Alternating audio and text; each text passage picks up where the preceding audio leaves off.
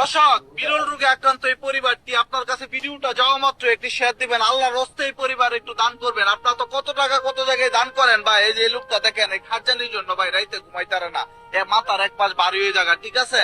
এই অবস্থা, বয়স 25+ এর পর কোনো মেয়ে দেখলে পালায়া জায়গাতে বিয়ে করতে রাজি হয় না, কারণ এই রোগের লোকেরা বিয়ে করে কি বিপদে পড়বো, অনেক অসুবিধার মধ্যে আছে। আপনারা জানেন যে টাকার জন্য চিকিৎসা করতে পারেন। আপনি কি করেন ভাই?